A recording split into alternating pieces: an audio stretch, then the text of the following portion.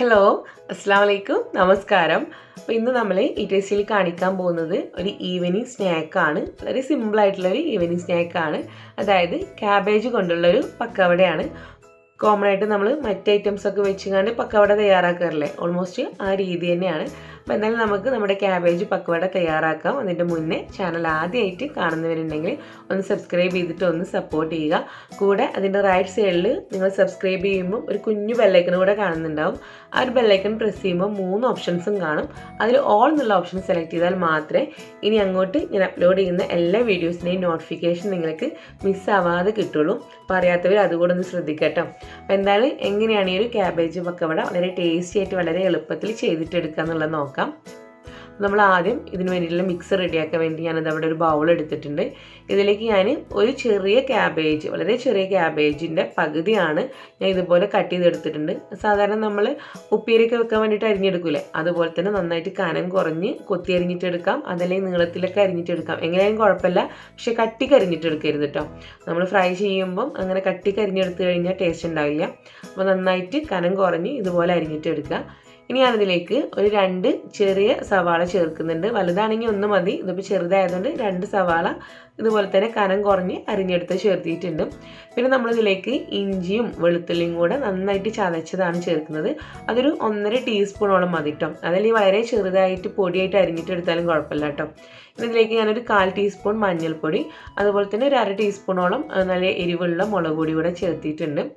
പിന്നെ നമ്മൾ ഇതിനകത്തേക്ക് ഇനി ചേർക്കാൻ പോകുന്നത് ഒരു 1/4 ടീസ്പൂണോളം നമ്മുടെ ഗരം മസാല പൗഡറാണ്, അതുകൂടെ ചേർത്തിട്ട് കൊടുത്തിട്ടുണ്ട്. പിന്നെ ഒരു 1/4 ടീസ്പൂണോളം നമ്മുടെ റെഡ് ചില്ലി ഫ്ലേക്സ്, അതായത് വറ്റൽമുളക് ചതച്ചെടുത്ത് കൂടെ ചേർത്തിട്ടുണ്ട്.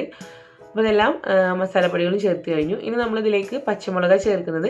അത്യാവശ്യം നല്ല എരിവ് വേണ്ടവർക്ക് 2 പച്ചമുളക് മുഴുവൻ ചേർക്കാം കേട്ടോ. ഞാനിതിപ്പം കുട്ടികൾ കഴിക്കുന്നതുകൊണ്ട് തന്നെ 1 ചേർത്തിട്ടുള്ളൂ, പക്ഷേ 2 ചേർത്തോളൂ കേട്ടോ, അതാണ് ടേസ്റ്റ്. പിന്നെ ഇതിലേക്ക് കുറച്ച് കറിവേപ്പില കൂടെ അരിഞ്ഞിട്ട് ചേർക്കാം.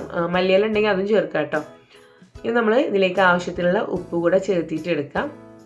ഇനി ഞാൻ ഇതിലേക്ക് ഒരു നുള്ള് നമ്മുടെ ബേക്കിംഗ് സോഡ, അതായത് അപ്പസോഡ ഇല്ല, അതും കൂടെ ചേർക്കുന്നുണ്ട് കേട്ടോ. അത് നിർബന്ധമൊന്നുമില്ല. ഇനി നമുക്കിതിലേക്ക് വേണ്ടിയിട്ട് ഒരു കപ്പോളം കടലമാവ് ചേർത്തിട്ട് കൊടുക്കാം, അതായത് ഗ്രാം ഫ്ലോർ. പിന്നെ ഇനി നമ്മളിതിലേക്ക് ചേർക്കുന്നത് ഒരു 1/4 കപ്പോളം മൈദയാണ്. പിന്നെ ഒരു 1/4 കപ്പോളം തന്നെ റൈസ് ഫ്ലോർ, അതായത് അരിപ്പൊടി കൂടെ ചേർക്കുന്നുണ്ട്. ഇത്രയും ചേർത്തിട്ട് നന്നായിട്ടൊന്ന് അരിച്ചെടുത്തിട്ട് ഇതിനകത്തേക്ക് ചേർക്കുക. ഒരു അരിപ്പയിലൂടെ ഒന്ന് അരിച്ചെടുത്തിട്ട് ചേർക്കുക. പിന്നെ നമ്മൾ എല്ലാം വെച്ചിട്ട് കൈ വെച്ച് മിക്സ് ചെയ്യണം. അപ്പോൾ ഈ ഒരു അരിപ്പൊടി കുറച്ചെങ്കിലും നിങ്ങൾ ചേർത്ത് കഴിഞ്ഞാൽ നല്ല ക്രിസ്പി ആയിട്ടിരിക്കും. നമ്മളിത് ഫ്രൈ ചെയ്യുമ്പം നന്നായിട്ട് ക്രിസ്പി ആയിട്ടിരിക്കും. ഇനിയിപ്പോൾ മൈദ നിങ്ങൾക്ക് താല്പര്യം ഇല്ലെങ്കിൽ ഒഴിവാക്കാം കേട്ടോ. അപ്പോൾ നമ്മൾ 1 കപ്പ് കടലമാവും 1/4 കപ്പ് മൈദയും 1/4 കപ്പ് അരിപ്പൊടി കൂടെ ചേർത്തിട്ട് നല്ലപോലെ വെള്ളമൊന്നും ചേർക്കാതെ നന്നായിട്ടൊന്ന് കൈ വെച്ചിട്ട് നന്നായിട്ടൊന്ന് ഞെരടി നമ്മളിത് മിക്സ് ചെയ്തിട്ട് എടുക്കണം. എന്നിട്ട് നമ്മൾക്ക് ആവശ്യാനുസരണം കുറേശ്ശെ വെള്ളം, അതായത് ഒത്തിരി വെള്ളമൊന്നും വേണ്ട, 1-2 ടേബിൾ സ്പൂൺ വെള്ളം ചേർത്തിയാൽ മതി. കാരണം നമ്മളിങ്ങനെ കൈ വെച്ച് ഞെരടി എടുക്കുമ്പം ആ ഒരു സവാളയും അതുപോലെ തന്നെ ക്യാബേജിൽ നിന്നൊക്കെ കുറേശ്ശെ ഒരു വെള്ളം ഉണ്ടാവും.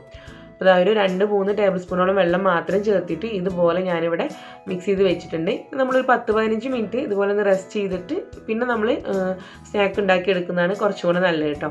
അപ്പോൾ നമ്മൾ ഇത് ഫ്രൈ ചെയ്യാൻ വേണ്ടിയിട്ട് ഒരു ഇരുമ്പ് ചട്ടി ഞാനിവിടെ സ്റ്റൗവിൽ വെച്ചിട്ടുണ്ട്. ഇങ്ങനെ കുഴിയുള്ള ഇരുമ്പ് ചട്ടിയാകുമ്പോൾ ഒരു ഗുണമുള്ളത് എന്താണെന്ന് വെച്ച് കഴിഞ്ഞാൽ നമ്മൾ ഒരുപാട് ഓയിലൊന്നും ഒഴിച്ച് കൊടുക്കണ്ട കേട്ടോ. ഒരു ഇത്തിരി ഓയിൽ ഒഴിച്ച് കൊടുത്താൽ മതിയാവും.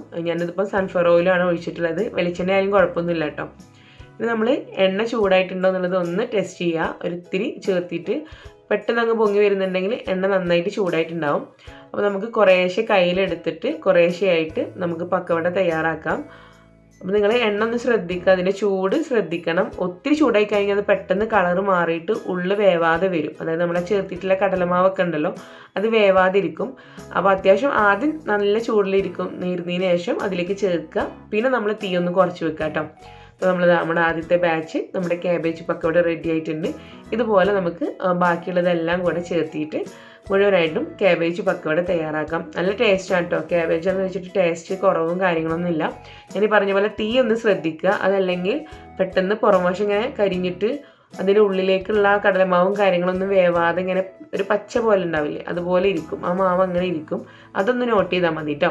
അപ്പോൾ എന്തായാലും നിങ്ങൾ തീർച്ചയായിട്ടും ഇതൊന്ന് ട്രൈ ചെയ്തിട്ട് നോക്കുക. വളരെ എളുപ്പത്തിൽ ഉണ്ടാക്കാൻ പറ്റുന്ന സ്നാക്കാണ്. ട്രൈ ചെയ്തിട്ട് ഫീഡ്ബാക്ക്സ് അറിയിക്കുക. ഇഷ്ടമായാലും വീഡിയോ ലൈക്ക് ചെയ്യുക, ഫ്രണ്ട്സിലേക്കൊന്ന് ഷെയർ ചെയ്തിട്ടൂടെ കൊടുക്കുക. അപ്പോൾ എന്തായാലും നമുക്ക് വീണ്ടും നല്ല റെസിപ്പീസുമായിട്ട് കാണാം. Thank you. അസ്സലാമു അലൈക്കും.